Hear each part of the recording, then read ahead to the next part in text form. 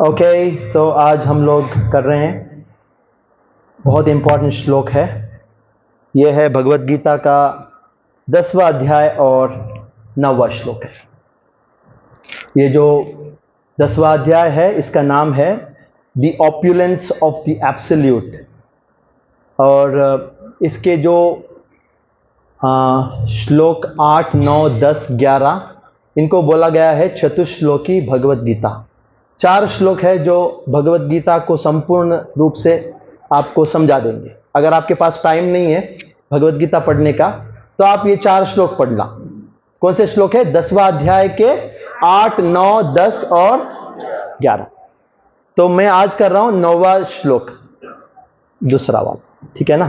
तो सब लोग मेरे पीछे बोलना, मच्चित्ता मद्गता प्राणा, मच्चित्ता मद्गता प्राणा, बोधयन्तः परस्परम, बोधयन्तः परस्परम, कथयन्तश्च मां नित्यं, कथयन्तश्च मां नित्यं, तुष्यन्ति च रमन्ति च, तुष्यन्ति च रमन्ति च, मच्चित्ता मद्गता प्राणा, बोधयन्तः परस्परम, कथयन्तश्च मां नित्यं, तुष्यन्ति च रमन्ति च।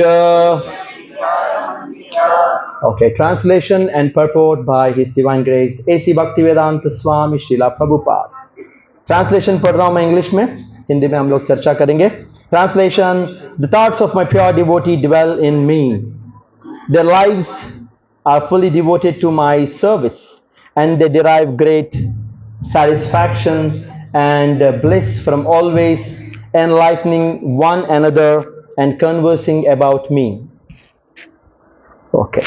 ओम नमः ओम विष्णुपादाय कृष्ण प्रेष्ठाय भूतले श्रीमते भक्ति विकास स्वामी नित्यानामिने नमः ओम विष्णुपादाय कृष्ण प्रेष्ठाय भूतले श्रीमते भक्ति वेदांत स्वामी नित्यानामिने नमस्ते सारस्वते देवे गौरवाणी प्रचारिणे निर्विशेष शून्यवादी पाश्चात्य देशधारिणे। जय श्री कृष्ण चैतन्य प्रभु नित्यानंद श्री अद्वैत गदाधर शिवासादि गौर भक्त वृंद। हरे कृष्णा कृष्ण कृष्ण हरे हरे, हरे राम मच्चित्ता मद्गता प्राणा, बोधयन्तः परस्परम, कथयन्तश्च मां नित्यं, तुष्यन्ति च रमन्ति च। तो ये 10वां अध्याय का 9वां श्लोक, जैसे मैंने बताया 4 बहुत मुख्य श्लोक है भगवत गीता में, 8, 9, 10 और 11। ये पूरा भगवत गीता को आपको समझा देंगे, आपने अगर पढ़ लिया तो। आध्यात्मिकता का मतलब है कि 3 स्तर पे हम लोग आगे बढ़ते हैं। आध्यात्मिकता का मतलब, पहला स्तर में हम लोग अपना संबंध भगवान के साथ समझते हैं। बिना अपना संबंध को जाने आप भक्ति नहीं कर सकते, है सही है ना? तो आपने पहले स्टेप में समझ लिया, 8वां श्लोक हो गया।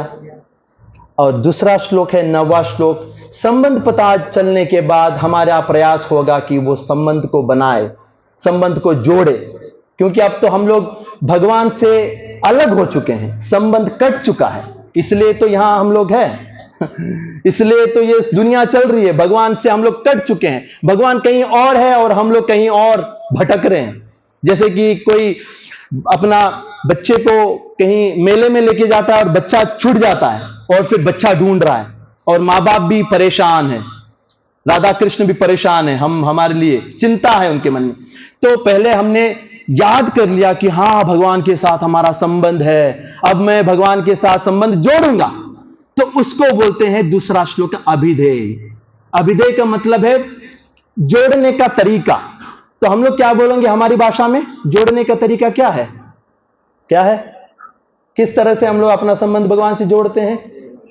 किस तरह से? जो हम लोग कर रहे हैं वही कर रहे हैं। क्या कर रहे हैं? भक्ति से जोड़ते हैं। तो ये जो आज का जो श्लोक है वो भक्ति कैसे करना चाहिए, उसके बारे में है। और उसके बाद भक्ति करने के बाद एक दिन ऐसा आएगा कि भगवान बहुत खुश हो जाएंगे और भगवान को अच्छा लगेगा और भगवान विश्वास करेंगे कि हाँ अब ये शुद्ध हो गया पूर्ण रूप से, तो फिर हमें अपने पास बुला लेंगे, अपना प्रेम दे देंगे हमें, जो हम चाहते हैं भगवान के साथ प्रेम, तो फिर हम लोग बहुत खुश हो जाएंगे। तो अभी हम लोग दूसरे स्टेप में है, 9वां श्लोक है। तो आपको एक सवाल पूछता हूं लेक्चर से पहले, भक्ति में सबसे महत्वपूर्ण चीज क्या है? क्योंकि सारे लोग जो भी यहां पे है, अधिकतर लोग तो भक्ति बहुत सालों से कर रहे हैं या कई महीनों से।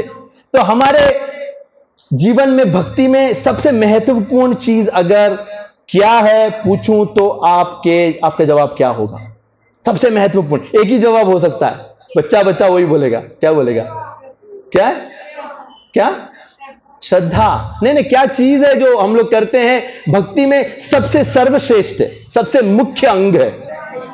भगवान का नाम है। ये तो आपको पता है, आपको शायद स्ट्राइक नहीं हुआ है, लेकिन सबको पता है कि हमारे हाथ में एक माला और भगवान का नाम है, ठीक है ना? लेकिन वो सब हरे नाम केवलम कलौ नास्तेव गतिरन्यता। कलयुग में भगवान का नाम छोड़ के कुछ और चीज है ही नहीं। आपको अगर बचना है, इजराइल में भी युद्ध चालू हो गया, उनको भी क्या करना चाहिए? हरे कृष्णा बोलना चाहिए। अगर बोलेंगे तो बच जाएंगे, नहीं तो गए। कोई आके गोला गिरेगा, खत्म हो जाएगा आत्मा, फिर कुत्ते बिल्ली बन के पता नहीं कहां पैदा हो जाएंगे। अगर हम लोग यहां बैठ के पाकिस्तान के बारे में ज्यादा सोचेंगे तो क्या होगा? पाकिस्तान मेरा दुश्मन, खत्म कर देंगे। तो हम लोग जाके कहां पैदा होंगे? पाकिस्तान में। तो संभाल के, दुश्मन के बारे में भी मत सोचना। अगर दुश्मन के बारे में आपने ज्यादा सोच लिया तो दुश्मन के घर पे पैदा हो जाएंगे आप, क्योंकि आपने उसके बारे में सोचा।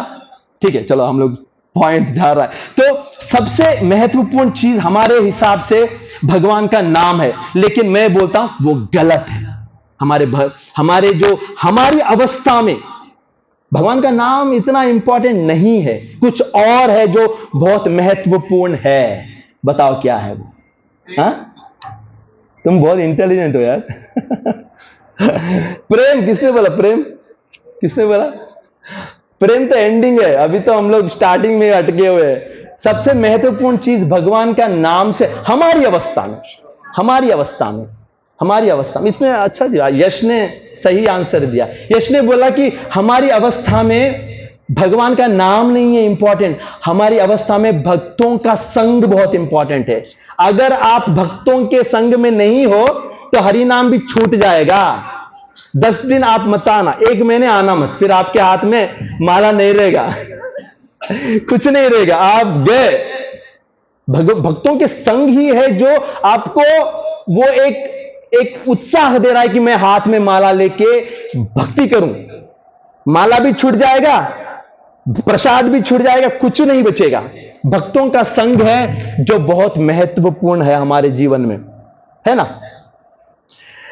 आगे बढ़ के जब आप बहुत संग करते हो, आप बहुत श्रवण करने के बाद एक स्थिति आएगी, बहुत सालों के बाद आएगी, जब आपको लगेगा हाँ ठीक है, अब मैं थोड़ा एडवांस हो चुका, अब नाम भी बहुत इंपॉर्टेंट है, अब मैं खुद किसी को मेरा संग दूंगा और नाम मैं कर सकता। अभी आप सोचना भी मत कि मैं कहीं अकेले बैठ के नाम का जप कर लूंगा, मैं बच जाऊंगा। आपको माया ना उधर से भी खींच के निचोड़ देगी, आपको फेंक देगी। तो आप सोचो मत, भक्तों का संग बहुत इंपॉर्टेंट। तो ये जो श्लोक है आज का श्लोक बात कर रहा है कि भक्ति में भक्तों का संग कैसे लेना चाहिए, भक्ति कैसे करे भक्तों के संग में, बहुत इंपॉर्टेंट है ना। मैंने जैसे बोला, अरे हरि नाम से भी बहुत इंपॉर्टेंट है, क्योंकि भक्तों का संग हमें बचा रहा है हर दिन। तो अभी हमें समझना है कि भक्तों के संग में भक्ति कैसे करें। प्रभुपाद के गुरु महाराज का नाम क्या है? कोई बताओ? भक्ति सिद्धांत सरस्वती महाराज, राइट? तो गुरु महाराज भक्ति विकास महाराज ने एक पुस्तक लिखा है, उसका नाम है भक्ति सिद्धांत वैभव। भक्ति विकास महाराज जो हमारे गुरु महाराज है, तो उन्होंने एक पुस्तक लिखा भक्ति सिद्धांत वैभव, और उसमें उन्होंने भक्ति सिद्धांत महाराज का बारे में लिखा है बहुत कुछ। तो एक दिन क्या हुआ पता, ये जो बुक लिखने के टाइम पे भक्ति विकास महाराज ने क्या किया, भक्ति सिद्धांत महाराज के जो शिष्य, बचे कुचे जो शिष्य थे, उनसे डेट करना चालू किया। जो बच्चे थे, जब मैं बात कर रहा हूं 10-15 साल, 10 साल पहले की बात है, तो मिल रहे थे। और एक शिष्य थे जो जिंदा थे, एक ही शिष्य थे, मुझे लगता है एक ही थे। उनका नाम क्या है, किसी को पता है? जटिशेखर प्रभु। वो भक्ति सिद्धांत महाराज के एक अकेले एकलौते शिष्य थे जो बचे थे, जो गुरु महाराज जाके उनसे मिले और उनसे बहुत सवाल किए, हाँ आपके महाराज के बारे में बताइए, क्योंकि उनसे जानकारी लेना था। तो वो क्या करते थे, जटिशेखर प्रभु, वो एक रूम में रहते थे कहीं वृंदावन में, और वो अपना भजन करते थे। तो गुरु महाराज ने पूछा, आप अकेले कैसे रह रहे हो? आपको तो किसी का संग लेना चाहिए, भक्तों का संग में रहना चाहिए, अकेला अच्छा नहीं है ना आप। तो उन्होंने क्या बोला पता है? भक्त है कहां, आजकल भक्ति ही नहीं है, भक्तों का संग कहां है, भक्त नहीं मिल रहे हैं। तो इससे आप क्या समझ रहे हैं कि हमें समझना है कि भक्तों का संग भी मिलना बहुत कठिन है। आप सोच रहे हैं कि हाँ आगे, हाँ चलो चल रहा है, लेकिन हमें समझना है कि भक्तों का संग कितना इंपॉर्टेंट है। पहले भक्तों के संग में भक्ति करने से पहले समझना है कि कितना इंपॉर्टेंट है, वैल्यू कितना क्या दुर्लभ है। दुर्लभ समझते हो ना? कितने लोग समझते हैं दुर्लभ? हिंदी में जो आप लोग शायद, दुर्लभ का मतलब है वो चीज जो मिलती नहीं है आमतौर पे, उसको ढूंढना पड़ता है। तो भक्तों का संग जो हम साथ में है, ये आपको लग रहा है कि बहुत आसान है, लेकिन इसको समझना जरूरी है कि कितना ग्रेट है ये, बहुत महान चीज है कि हमारे पास भक्तों का संग है। तो हमें, जैसे कि फॉर एग्जांपल आपको भक्तों का संग मिल गया, लेकिन आपको पता नहीं भक्तों के संग में भक्ति कैसे करना है, तो फिर तो आप फिर भी गए। भक्तों के संग में रह के भी अगर आपको पता नहीं भक्तों का संग करना कैसे है, तो फिर क्या होगा आपका तो भक्तों के संग में रह के भी डुबती नहीं आई है आपकी। तो हमें पता भी चलना चाहिए कि भक्तों का संग ले कैसे। फॉर एग्जांपल आपके पास आपको 1 करोड़ रुपए का लॉटरी लग गया। कितना रुपए का? 1 करोड़ का। लेकिन आपको पैसे खर्चा कैसे करना पता नहीं, आप तो फूक रहे हो, पैसे फूक रहे। आपके पास फरारी है, लेकिन आपको पता नहीं चलाना कैसे इसको, तो फरारी का फायदा ही क्या है? उसी तरह हमारे पास एक संग है भक्तों का, हम लोग को मिला है। केशवानंद प्रभु जैसे महान डिवोटीज है जो हमारे साथ है, और कई और भी डिवोटीज जो हम लोग देख। लेकिन अगर हम ये भक्तों के संग में रह के भक्ति ठीक से नहीं करेंगे ना, समझेंगे नहीं, तो फंस गए, तो फिर बेकार है सब कुछ। तो आज मैं यही चीज पे चर्चा करूंगा कि पहले तो हमें समझना है कि एक भक्त कौन है।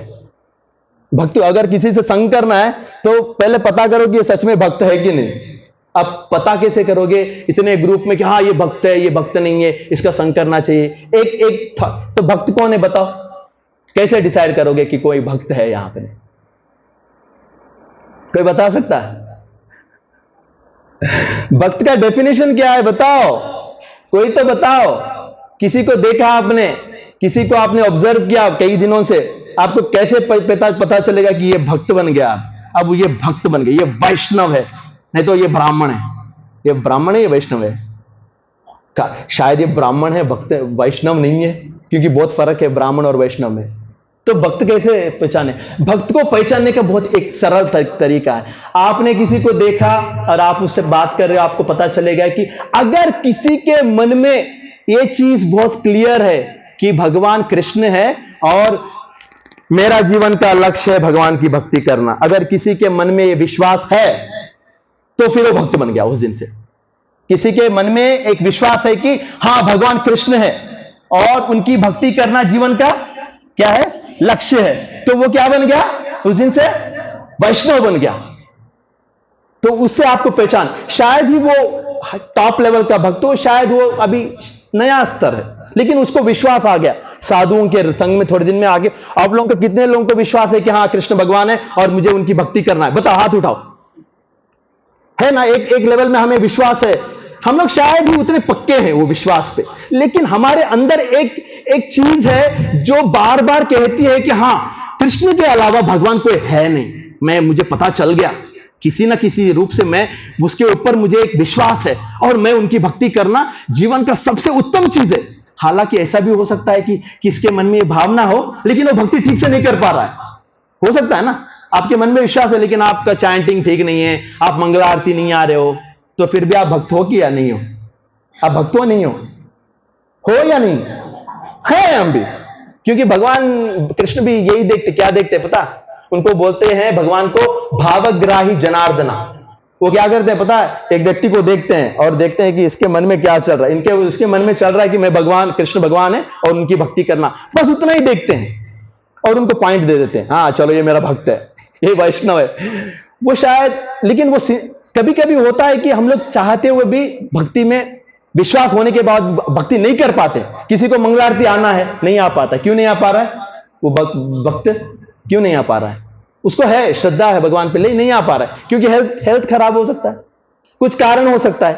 क्योंकि हम लोग तो यहां ब्रह्मचारी बैठ के बहुत कुछ बोलते हैं, अरे यार तुम मंगला आरती पे आ जाओ, तुम्हें आना है, मंगला आरती बहुत इंपॉर्टेंट है। हमें पता नहीं ना आपके लाइफ कितना कॉम्प्लेक्स है, गृहस्थों का लाइफ बहुत कॉम्प्लेक्स है, बहुत चीजें चल रही है, तो हम लोग देख नहीं पाते। तो शायद कोई सच्चा कारण हो सकता है जिस कारण से आप कुत्ते रात को भौंकते हैं सुबह और आपको डर, इसलिए मैं नहीं आ रहा हूं।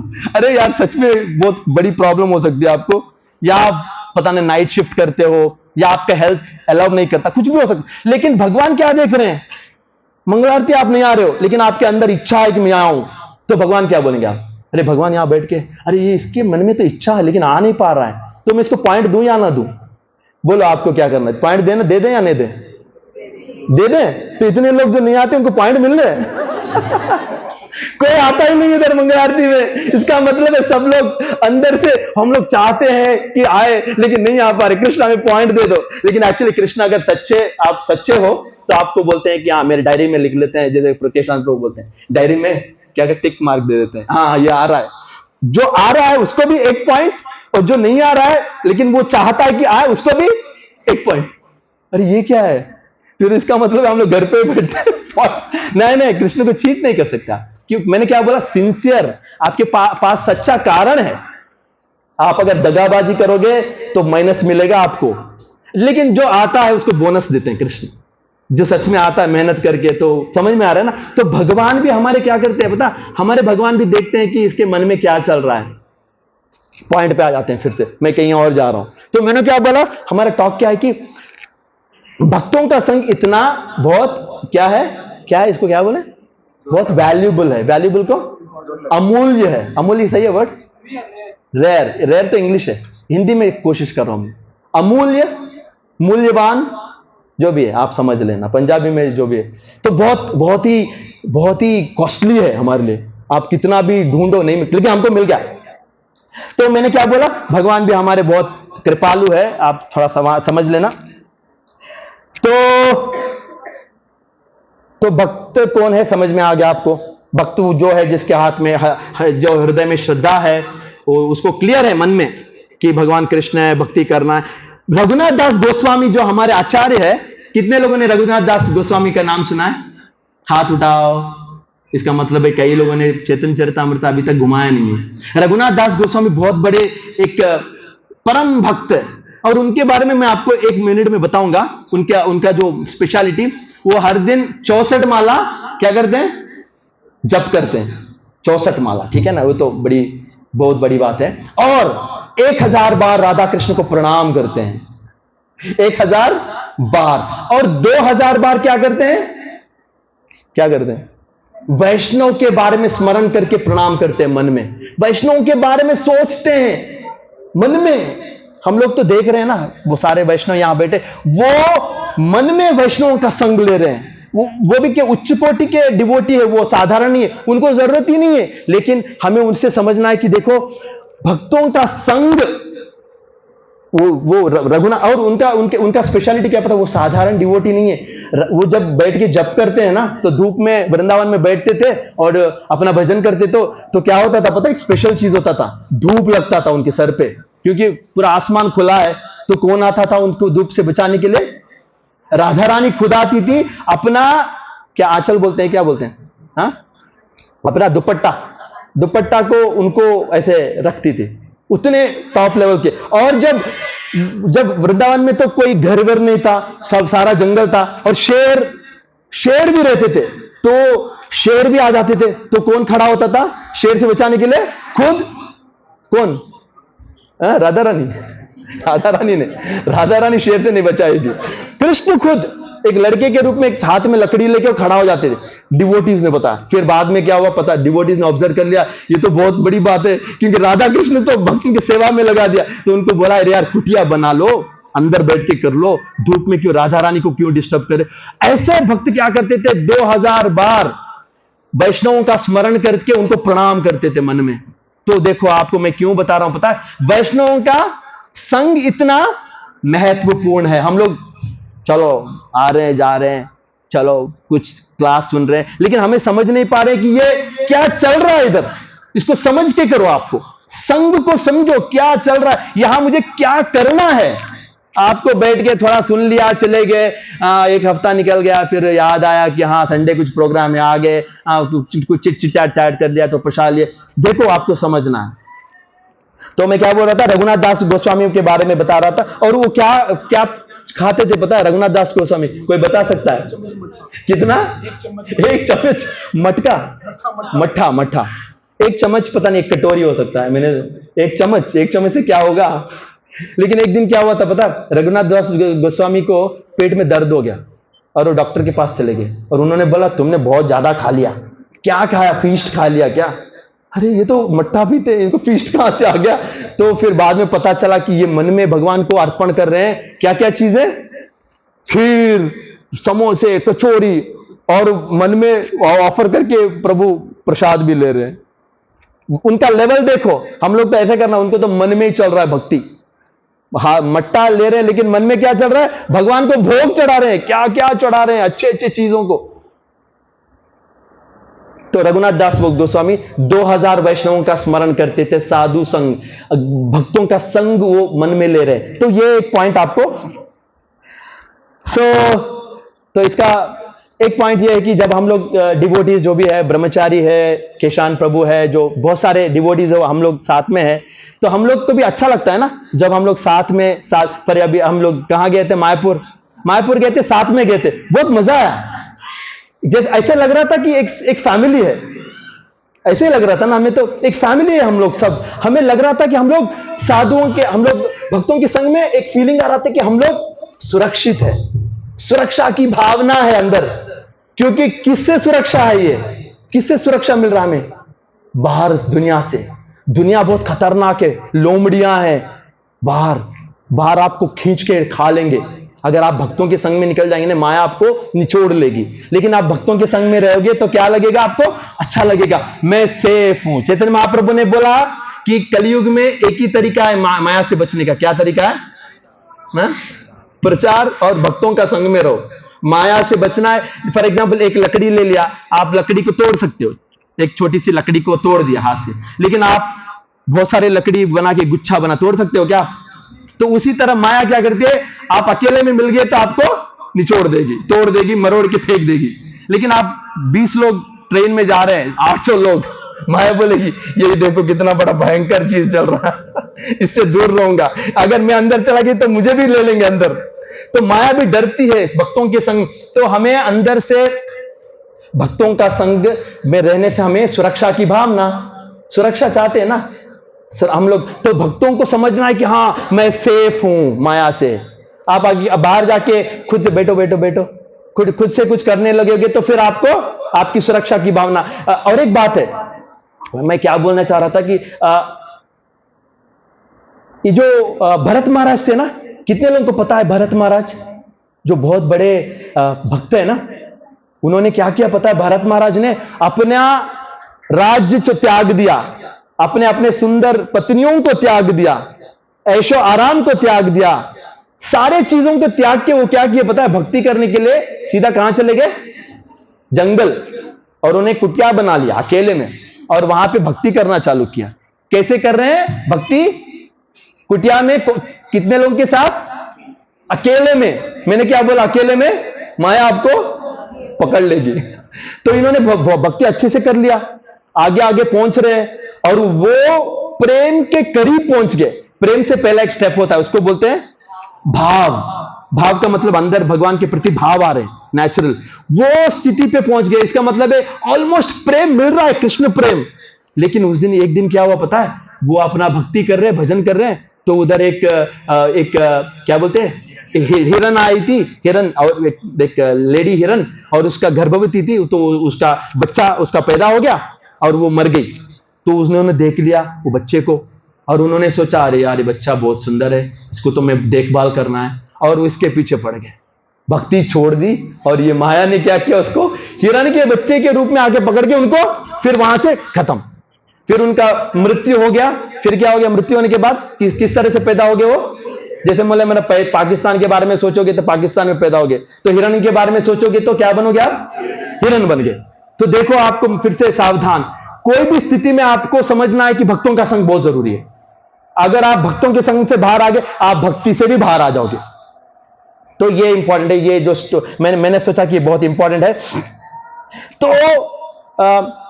तो ये मैंने बताया कि जब हम लोग भक्तों के संग में रहते हैं, तो ये भक्तों का संग हमारा क्या है? हमारा क्या है? ये भक्तों का संग क्या है? हमारा फैमिली है। अभी फॉर एग्जाम्पल आप ऑल्टर में देख रहे हो, ऑल्टर में कृष्ण बलराम है। कौन है आपके कृष्ण बलराम? बताओ कौन है आपके कृष्ण बलराम? कौन है आपके? हम आपके हैं कौन?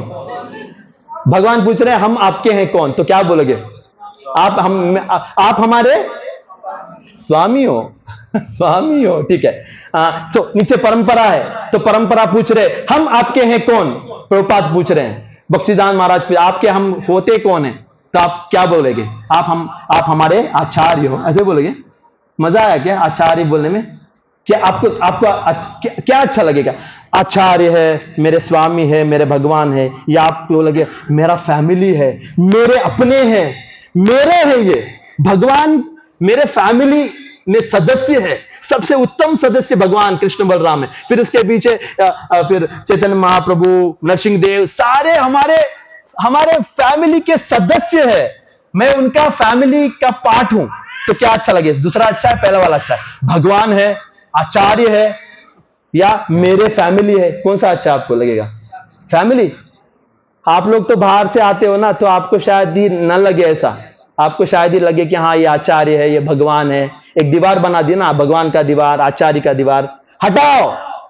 हम तो यही मंदिर में रहते हैं, हमको तो देखना ही है इनको कि हमारा फैमिली है। सुबह सुबह उठ के अरे देखो हमारे एंसेस्टर्स है, हमारे परदादा है, हमारे क्या बोलते कुल, हमारा कुल है, हमारा ये संसार है। तो ये क्या, इसका मतलब क्या है कि एक टाइम में आपको क्या करना पड़ेगा? आपको पूजा करते हो ना, भगवान पूजा आचार्य, वहां से निकल के आपको क्या करना पड़ेगा? प्रेम के मार्ग में आना पड़ेगा कि हमारा परिवार, भगवान हमारे परिवार के हमारे सब कुछ है। सही है ना? आपको सही लग रहा है ना? प्रेम का मार्ग में यही चलता है। अगर आप प्रेम के मार्ग से नीचे आओगे तो पूजा के मार्ग में गिर जाओगे, फिर भगवान आ जाएंगे, भगवान, फिर आचार्य। तो ठीक है। तो ये राधा कृष्ण, अष्टसखी, सारे लोग हमारे परिवार है। हम चाहते हैं कि हम उनसे प्रेम से संबंध जोड़े। कितने लोग चाहते हैं कि ऐसे संबंध बने हमारा? हाथ उठाओ। या कितने लोग चाहते हैं कि हमारा भगवान के साथ भगवान का ही संबंध हो? भगवान का ही संबंध हो। मजा नहीं आएगा आपको, मजा नहीं आएगा वो भगवान एक टाइम के बाद, ठीक है ना? तो चैतन्य महाप्रभु ने एक बार रामानंद राय से मुलाकात की, और रामानंद राय से उन्होंने एक सवाल पूछा। रामानंद राय बहुत बड़े भक्त थे। उन्होंने पूछा कि इस संसार में सबसे बड़ा दुख क्या है? इस संसार में क्या है? सबसे बड़ा दुख क्या है, बताओ। क्योंकि चैतन्य महाप्रभु ने सोच देखा कि ये बहुत बड़े विद्वान हैं, बहुत बड़े पंडित हैं, बहुत बड़े भक्त हैं, इनको सब पता है, शास्त्रों से देख के बताओ इस संसार में सबसे बड़ा दुख क्या है? तो उन्होंने बोला दुख मध्य कोनो दुखा हाय गुरु तारा। तुम्हारा जीवन में, तुम्हारे शास्त्रों के अनुसार सबसे बड़ा दुख क्या है? तो बताओ, कोई बता सकता है सबसे बड़ा दुख क्या है? रामानंद राय ने इसके जवाब में क्या बताया? आपको पता है ना? आपको पता है? आपको पता है? आपको तो पता हो, आप मत बताना। सबसे बड़ा दुख क्या है रामानंद राय के हिसाब से, या आपके हिसाब से संसार का सबसे बड़ा दुख क्या है? बताओ, यश बताओ, सबसे बड़ा दुख क्या है? भगवान को भूल जाना। अच्छा भगवान, अच्छा आंसर तो अच्छा है, भगवान को भूल जाना, उससे भी बड़ा दुख। ये जो दुख जो रामानंद राय ने कहा, वो संसार का सबसे बड़ा दुख है, इसके ऊपर का कोई दुख है ही नहीं बोलते हैं। कौन सा ऐसा दुख है जो चैतन्य महाप्रभु चाहते थे कि आंसर आए? बताओ माता जी, कोई बता सकता है? भक्तों का संग छूट जाना। तो इधर रामानंद राय ने क्या बोला पता है? कृष्ण भक्त विरह बिना दुख नहीं देखी पार। कोई दुख ऐसा नहीं, जैसे कि जब हम लोग, जब एक सच्चा भक्त, भक्तों का संग छूट जाता है ना, तो दुख का अनुभव करता है ना, वैसा दुख कोई है ही नहीं बोलते। क्या आप किसी ने अनुभव किया ऐसा दुख? हम लोग अनुभव नहीं कर पा रहे ना, क्योंकि हमें अभी तक पता नहीं कि साधु संग का मतलब क्या है। जो टॉप मोस्ट डिवोटी, उनको पता है साधु संग जब छूट जाता है ना, तो दुनिया छूट जाती है हमारे मन से। हमें उतना दुख होता है। आप लोगों को कब दुख होता है पता है? जब आपका बच्चा दूर हो जाता है तो बहुत दुख होता है। बच्चा, या आपका परिवार में कुछ हो जाता है, कोई किसी का डेथ हो जाता है, या कोई दूर कनाडा चले गए, या यहां बैठ के दुख हो। शायद कनाडा में जाने से भी दुख नहीं होता है। सर आपको दुख होता है प्रभु? दामोदर प्रभु, आपका लड़का कनाडा में है, नहीं होता है उतना। शायद टाइम के बाद दुख वो भी उड़ जाता है ना? लेकिन यहां रामानंद राय कह रहे हैं कि भक्तों का जब संग छूट जाता है तो इतना दुख होता है कि वो बर्दाश्त के बाहर है। तो आपको होता है कि किसी को यहां है ऐसा दुख, भक्तों का संग छूटने से हो रहा है क्या किसी को? आपको हो रहा है? माता जी अच्छा है, मैंने देखा आप बहुत बार आए हैं उधर, और कभी भी देखता हूं तो आप बहुत सीरियस रहते हो। सुबह आके मुझे 2 बार मिले थे आप। शायद आपको, और आपने बहुत कुछ किया जो शायद बहुत लोगों को पता भी नहीं।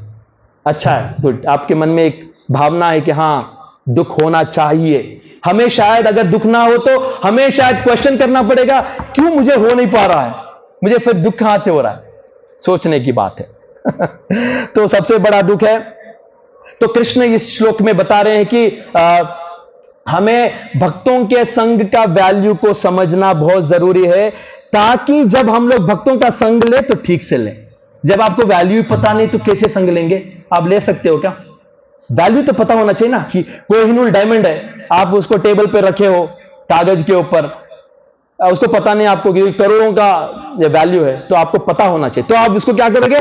कोहिनूर को आप फिर तिजोरी में रख दोगे, या आपको अपने छाती से बांध लोगे उसको, कि ताकि आप मिस ना। तो हमें पता नहीं। तो पहला चीज, एक डिवोटी का अगर आपको संग मिल रहा है, अगर, तो वो डिवोटी का संग बहुत ही रेयर है, क्योंकि डिवोटी आपको मिलते ही नहीं है। डिवोटी आप ढूंढोगे ना, पर हम लोग तो यहां बहुत लोग बैठे हैं, बहुत लोग भक्त भी हैं। हमने डिफाइन किया कि हाँ कृष्ण के बारे में जिसके मन में श्रद्धा है वो भक्त है, ठीक है। लेकिन कितने करोड़ों जो लोग हैं भारत देश में, कितने करोड़ लोग हैं? 160 करोड़ लोगों में आप ढूंढने लगोगे तो कितने हजार लोग भक्त मिलेंगे? शायद ही बहुत कम, बहुत कम, 1% मिलेंगे कृष्णा, शायद 1%। पूरा संसार में आप ढूंढोगे तो जिनके हार्ट में श्रद्धा जो है कृष्ण के प्रति, कितने लोगों में? 1% नहीं, 0.01%। हम लोग तो बहुत लोग बैठ गए इधर, एक सभा बन गया, एक ग्रुप बन गया। लेकिन आपको हर डिवोटी जो आपके साथ है यहां पे, आपको अगर इनका संग मिल रहा है, ये बहुत बड़ी बात है। आपको समझ में नहीं आ रहा है। आप संसार को दृष्टि में देखो, हम लोग बहुत लकी है कि हम लोग एक जगह पे इतने लोग बैठे हैं। आपको नहीं मिलेगा, आपको वैल्यू पता नहीं चल रहा है, क्योंकि भगवत गीता में लिखा है कि बहुनाम जन्मनाम अंते ज्ञानवान माम प्रपद्यते वासुदेव सर्वमिति सुमहात्मा सुदुर्लभा। कई करोड़ों जन्मों के बाद आप कुत्ते बिल्ली क्या क्या बन के फिर आप साधुओं के संग में आके आपके मन में ये श्रद्धा आ गई, अभी आ गई, आपको पता नहीं चल रहा। आप सोच रहे कि अरे यार देखो मैं आ गया, भक्त बन गया। अरे यार आपको पता नहीं आपके पीछे का जो हिस्ट्री है ना, आपको अगर चिट्टा निकालेंगे आपका, अगर किसी ने निकाला तो आपका बहुत बड़ा स्टोरी है पीछे, हर किसी का यहाँ पे क्या क्या बन के, किसी ने पता नहीं अब कई जन्मों के बाद किसी डिवोटी का दर्शन मिल गया, तो कृष्ण ने बोला डिवोटी का दर्शन मिल गया, नोट कर लो इसको, ये बहुत लकी है। किसी ने किसी डिवोटी का कोई श्रवण कर लिया, या किसी ने, केशव प्रभु का लेक्चर मैंने सुना था कि केशव प्रभु ने बोला किसी ने किसी डिवोटी को गाली दे दिया, और बोला देखो हरे कृष्णा करता है ये कभी भी, तो उसने क्या कर लिया, हमने ऐसा चिढ़ा के हरे कृष्णा कर दिया, तो भगवान ने नोट कर लिया, हरे कृष्णा कर लिया। इसको भी अगले जन्म में, बहुत जन्मों के बाद फिर इसके घर में, क्योंकि वो जो भगवान जो कृपा है ना, तो उन्होंने भक्त बना दिया हमें। हम कमीने हैं थोड़े लोग जो बन गए, शायद मैं भी हूं बड़ा बड़ा कमीना हूं, लेकिन हमने पता नहीं क्या कर दिया कि भगवान ने कृपा करके हमें ये एक अवसर दे दिया, ये संग दे दिया। इतने लोगों के साथ हम लोग हैं, तो हमें बहुत समझना बहुत जरूरी है। तो इसका मतलब क्या है? अगर आपने देखा, अगर मैंने कहा कि हर व्यक्ति यहां पे जो आपके साथ में है बहुत ही एक हीरा है, हर व्यक्ति। हालांकि आप कभी कभी देखते हो कि डिवोटी शायद उतने पक्के भी नहीं है। आप जब देखते हो अरे यार ये क्या है, आते रहता है, कभी चांटिंग भी नहीं करता है, कभी ठीक से बात नहीं करता है, कभी कभी गुस्सा भी कर लेता है, कि शायद अच्छा डिवोटी नहीं है। गलत, आप फंस जाओगे। कभी ये मत करना। बहुत ही, मैंने जैसे बोला, करोड़ों जन्मों के बाद इसके अंदर क्या है, अभी क्या है वो जो स्पेशल चीज, क्या स्पेशल चीज है जो मैंने क्लास के पहले बताया? क्या चीज है जो इसको डिवोटी बना रहा है? क्या? श्रद्धा है, एक विश्वास है कि कृष्ण है। ये व्यक्ति हालांकि वो गंदा है, हालांकि कभी कभी ये झूठ बोलता है, हालांकि कभी कभी क्रोध करता है, हालांकि कभी कभी द्वेष करता है भक्तों, लेकिन इसके अंदर एक स्पेशल चीज है। क्या है? श्रद्धा घुस गई। अब आपको ना सारे चीजों को बाजू लगा के ये चीज पे फोकस करना कि इसके अंदर श्रद्धा कहां से आ गई, इसके श्रद्धा को मुझे रेस्पेक्ट करना है, इसके अंदर जो श्रद्धा है ना इसको मुझे प्रणाम करना है। क्योंकि ये श्रद्धा कहां से मिली, इसको कहां से मिली? साधु ने इसके अंदर डाला है, किसी के अंदर, आपके अंदर जो भी है साधु ने डाला। तो हम किसको रेस्पेक्ट देंगे? वो साधुओं की जो श्रद्धा इसके मन में है उसको हमें प्रणाम करना है। समझ में आ रहा है आपको? शायद ही बाहरी तरीके से वो उतना ठीक नहीं है, चैंटिंग वो मैंने बताया, लेकिन हमको उसकी जो श्रद्धा को प्रणाम करना है और उसकी जो वो भक्त मानना पड़ेगा उनको। नहीं तो फिर आप फंस जाओगे, अरे फिर सोचोगे हाँ ये है वो गलत है, ये गलत है। नहीं, यहां जो भी आता है आपको उनको रेस्पेक्ट करना ही पड़ेगा, छोटा हो बड़ा हो जो भी हो। और एक चीज है जो बहुत इंपॉर्टेंट है, जो साधुओं के संग में ही संभव है। अगर आपकी साधुओं के संग में नहीं आओगे, ये असंभव चीज है। जो क्या चीज है पता है आपको? शायद ही आश्चर्य लगे।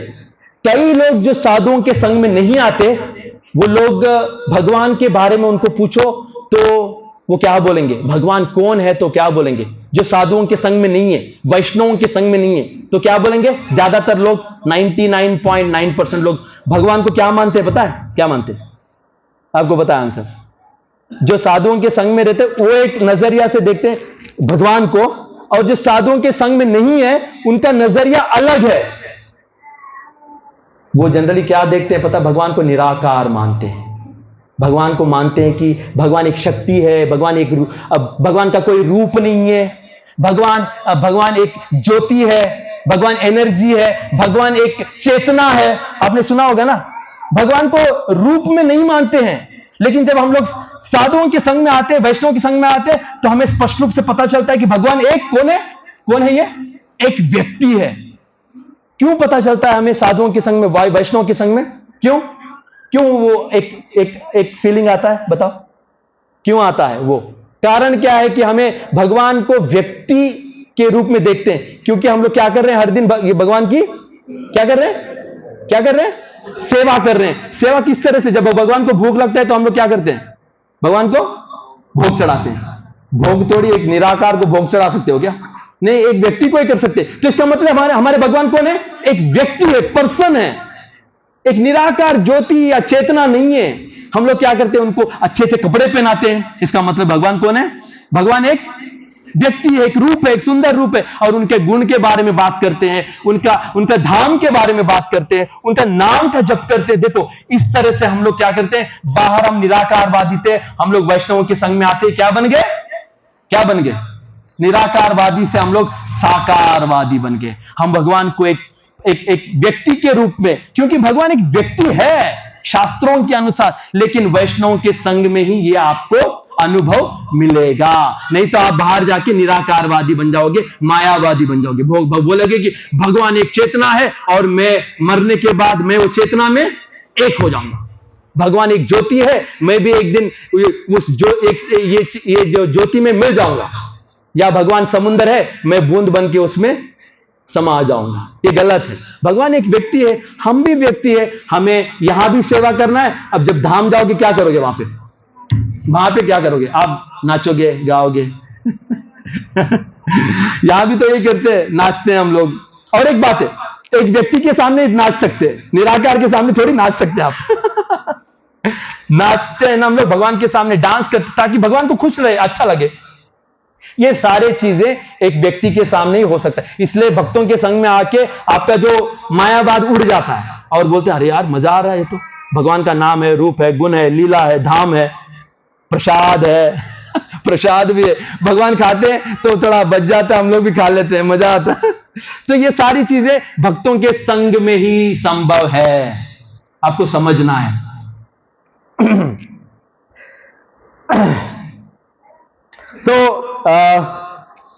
तो ये पॉइंट है। तो ये श्लोक में भगवान बता रहे हैं कि भक्तों के संग में करना क्या है। अब मैं पॉइंट पे आ रहा हूं, ये श्लोक में आ रहा हूं। अभी तक मैंने क्या समझा आपको कि भक्तों का संग कितना इंपॉर्टेंट है, क्योंकि जब तक आप समझोगे नहीं कितना इंपॉर्टेंट है तो करना क्या है पूछोगे नहीं।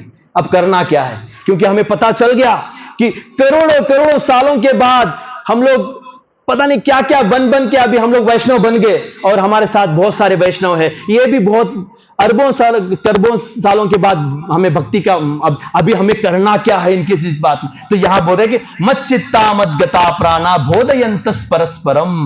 क्या करना है बताओ? बोधयंतः परस्परम। हम जब भक्तों के संग में आते हैं तो हमें समझना है कि हमें भगवान के बारे में क्या करना है। बोधयंतः परस्परम का मतलब क्या है? परस्पर में भगवान के बारे में चर्चा करो ना, पॉलिटिक्स मत करो, यहां पे चिटचैट मत करो, टाइम नहीं है हमारे पास। क्योंकि ये जो सिस्टम है, ये जो भक्तों का संग है, फिर नहीं मिलेगा शायद। भगवान के बारे में बात करो। जैसे कि कोई जाता है मूवी थिएटर में, अच्छा मूवी है शाहरुख खान का, और मूवी देख के बाहर आता है, और बाहर आके फैमिली मूवी देख के बाहर क्या बात करते हैं?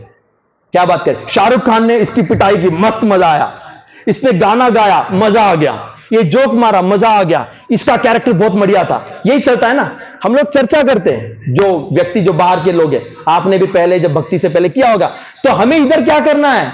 हमें भी अपने को कृष्ण को हीरो बनाना है, राधा रानी को हीरोइन बनाना है, और उनके बारे में चर्चा करना है, और कुछ नहीं करना है। आपको दूसरा कुछ काम नहीं करना है। यहां पे भगवान को हीरो बनाओ, अपना जीवन का हीरो भगवान को बनाना पड़ेगा, और उनके बारे में ही चर्चा करना पड़ेगा। इसीलिए साधु संग है, और कोई और कारण नहीं है। आप यहां पे आ रहे हो, अगर आप आ रहे हो कुछ चीजें नहीं कर रहे हो तो फिर आप साधु संग में नहीं हो। फिर आप पॉलिटिक्स करते रहोगे, आप बोलोगे कि ये गंदा है, ये इसने ऐसे बोला, ये थोड़ा पैसे के मामले में लालच है, ये बुरा है, ये जोर से बोलता है, ये इसका चेहरा मुझे पसंद नहीं है, ये तिलक पहन के नहीं आया, ये घर पे भोग नहीं चढ़ाता, ये सब में फंस जाओगे। ये सब छोड़ो, ये सब छोड़ो, भगवान के बारे में बात करो। यहां पे आ रहे हो, ये हम सबके लिए एक चुनौती है कि आप कुछ नहीं करना।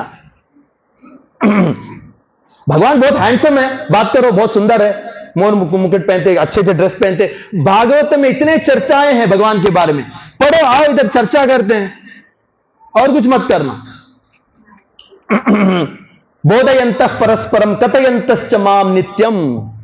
और भगवान के बारे में कथाएं बोलो। भगवान भागवत में, कृष्णा बुक में कितने लोगों ने कृष्णा बुक पढ़ा है?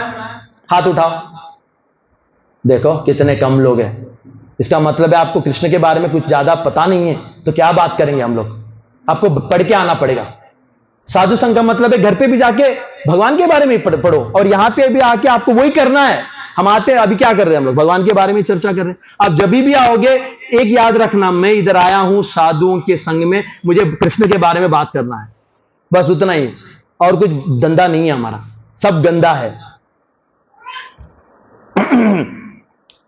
आते हैं कभी कभी डिवोटीज आते हैं, और क्या करते हैं, केशान प्रभु है या कोई डिवोटी है सीनियर, और वो आके अपना दुखड़ा बोलते हैं। क्या बोलते हैं? क्या बोलते हैं? अपना दुखड़ा घर पे, ये चल रहा है मेरे घर पे, वो चल रहा है, मेरे पैसे का प्रॉब्लम है, क्या करूं प्रभु, भक्ति नहीं आ रही यार, सब छोड़ो, सब छोड़ो। यहां इसलिए नहीं है, दुखड़ा सुनाने के लिए नहीं, कोई भी हो, जो भी हो। जनरली होता है ना, हमारे प्रॉब्लम्स लेके आते हैं, अरे यार यहां प्रॉब्लम्स लेके आने के लिए नहीं है, यहां हमें कृष्ण के बारे में चर्चा करने के लिए ये साधु संग। प्रॉब्लम जो भी है कर सकते हैं, लेकिन यहां पे कृष्ण के बारे में, यही सबसे बड़ा सॉल्यूशन है हमारा जीवन का। आपको प्रॉब्लम से अगर लड़ना भी है तो ये करो, भाग जाएंगे प्रॉब्लम्स। समझ में आ रहा है? आप दुखड़ा बोलोगे या अपने प्रॉब्लम्स को बोलते रहोगे, कुछ नहीं होने वाला है। आप आके कृष्ण के बारे में बात करो, साधुओं का संग लो, शांति से घर जाओ, सब ठीक हो जाएगा। आपको सहनशीलता भी मिलेगा, भगवान की कृपा मिलेगा, जो भी होगा भगवान अच्छे से देखेंगे, आपको धैर्य भी मिलेगा।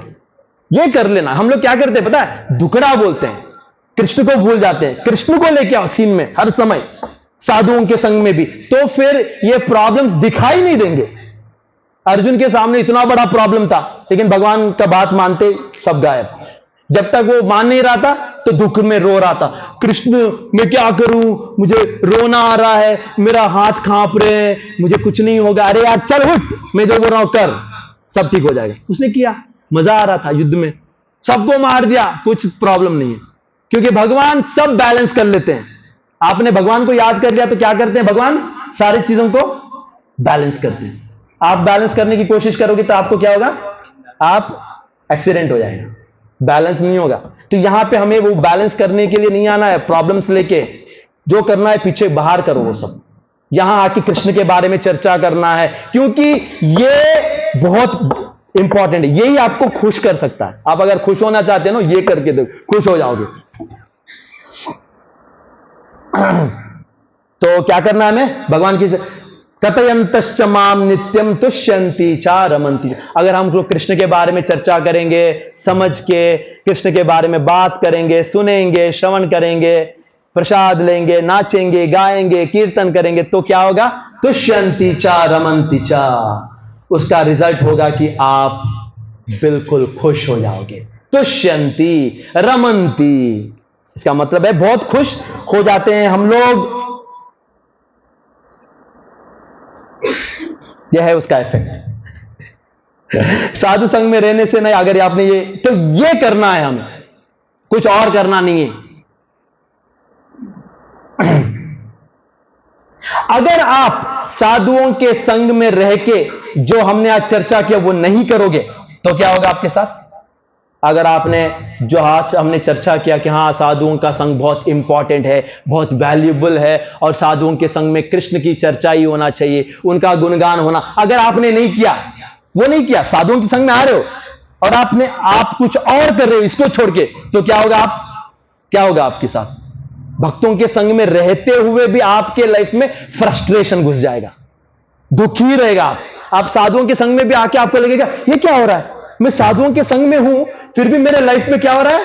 क्या हो रहा है? दुखी है, मेरा मन कभी भी उदास है, फ्रस्ट्रेशन है, तनाव है, द्वेष है, इच्छाएं आ रही है, क्योंकि आप क्या कर रहे हो?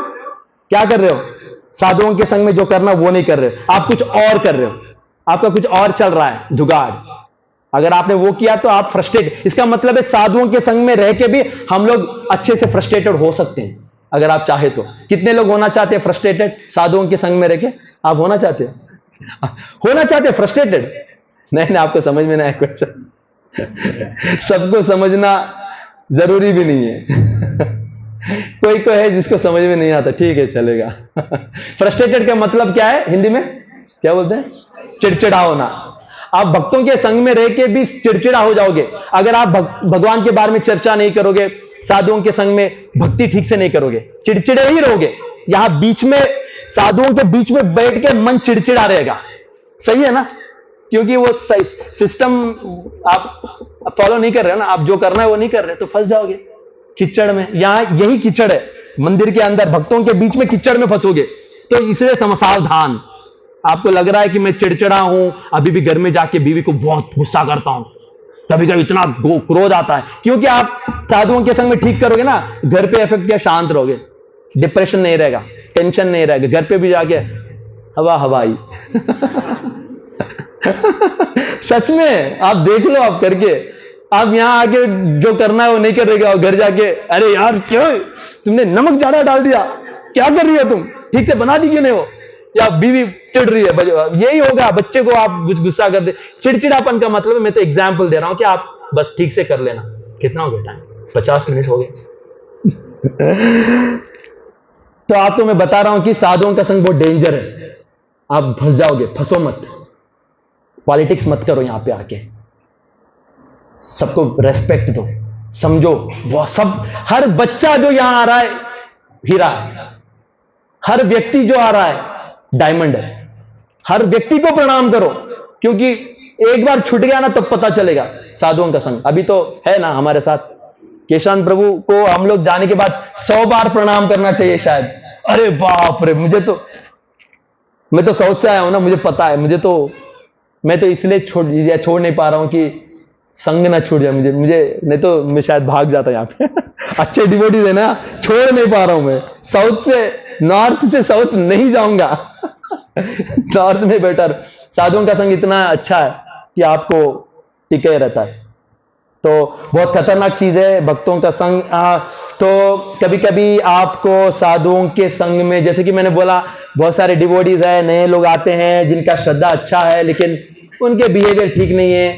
तो भक्ति विनोद ठाकुर ने बोला कि चांद पे भी क्या है, दाग है, लेकिन चांद फिर भी बहुत उजाला है, और बहुत वो दाग चांद को और सुंदर बना रहे। तो आपको वही देखना है। अगर कोई डिवोटी में उतने अच्छे गुण नहीं है, प्रकट नहीं हुए, हो जाएंगे, आप उनके साथ ठीक से रहना, रेस्पेक्ट करना, दब्बों को मत देखना। तो लास्ट एंड फाइनल, साधु संग, सब लोग बोलिए, साधु संग सर्वशास्त्र काय,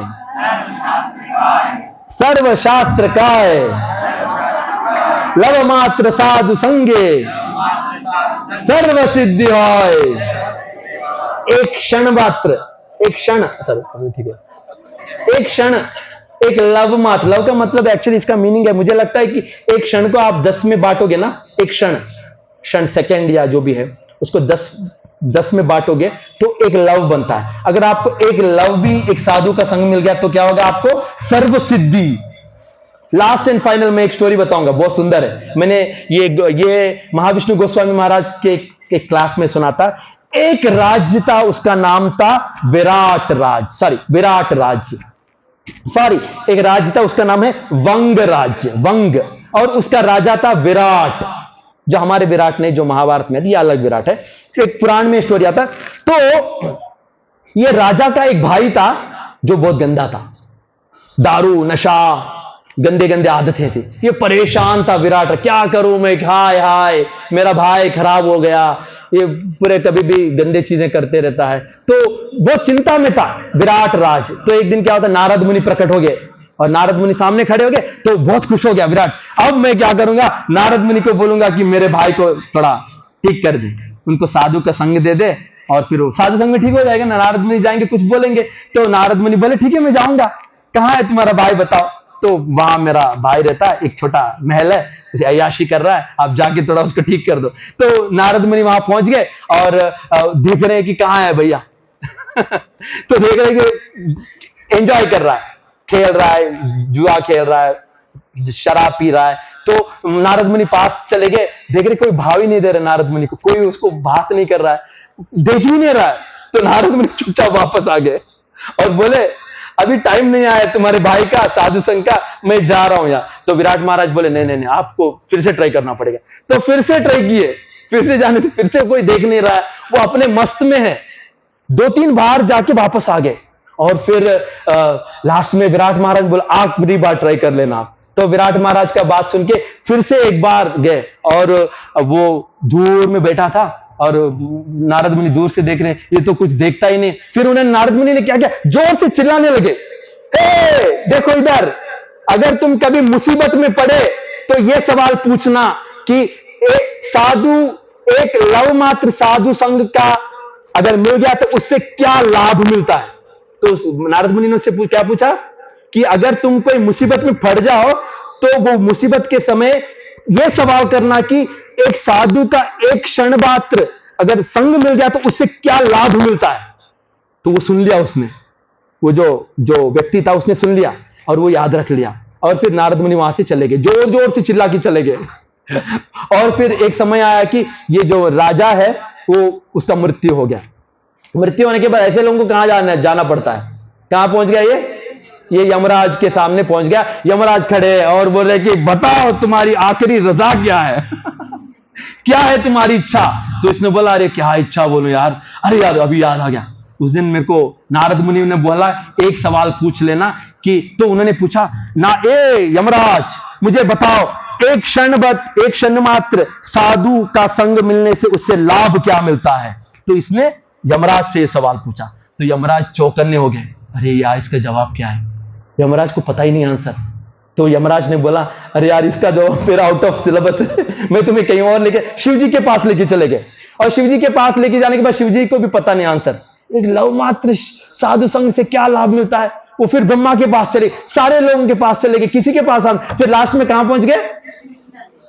कृष्ण के पास पहुंच गए, विष्णु लोग वैकुंठ पहुंच गए।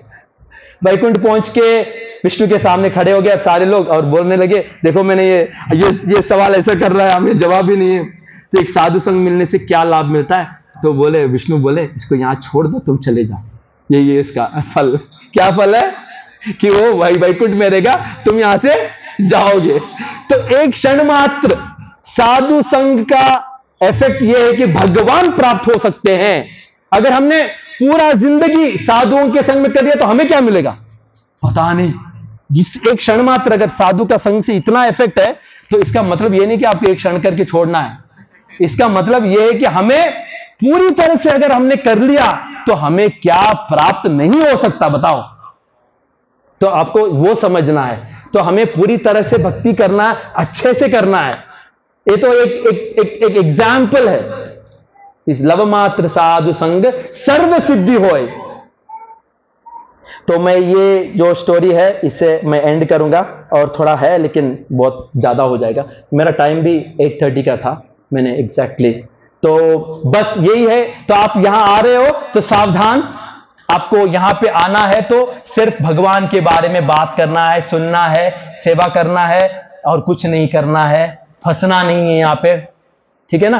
आपको अच्छे से करना है भक्ति में। और क्योंकि ये जो हमारा ग्रुप है ये बहुत दुर्लभ है, बहुत रेयर है, अमूल्य है, इसका कोई आप कीमत नहीं लगा सकते। जो संग हम में है, डिवोटीज जो है, आप हो, मैं हूं, साथ में जो है, ये बहुत बड़ा एक ग्रुप, एक स्पेशल एक ग्रुप बन गया है।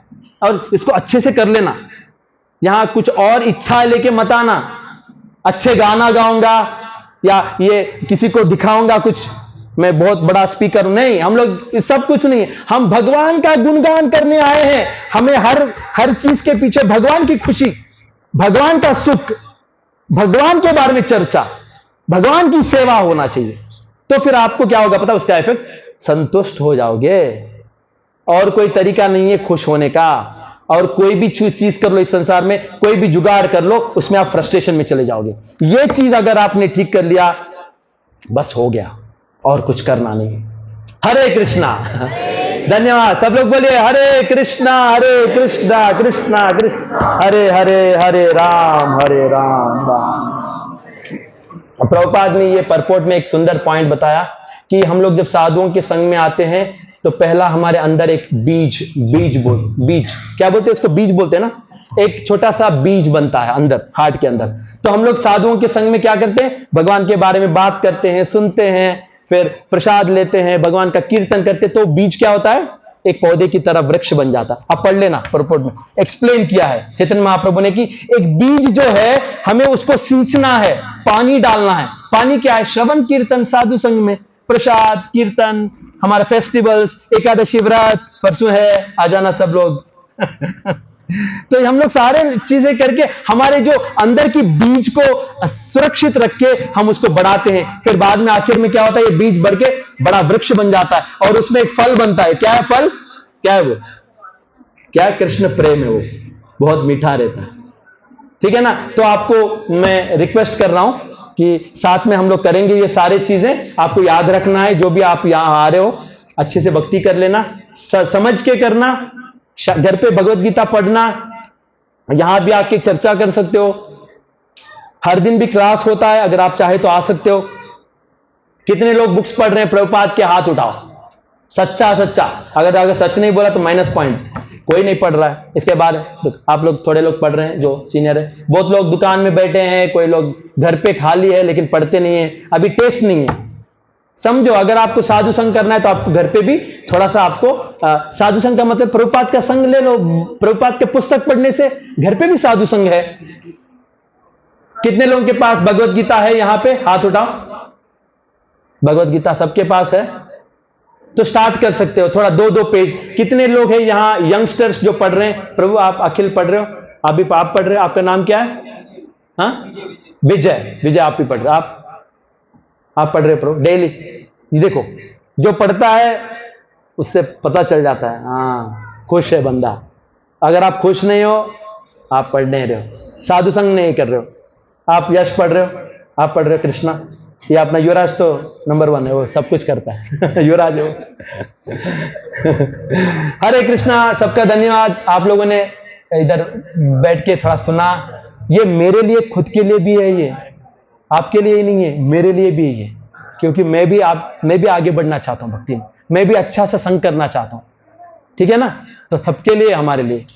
हरे कृष्णा। धन्यवाद।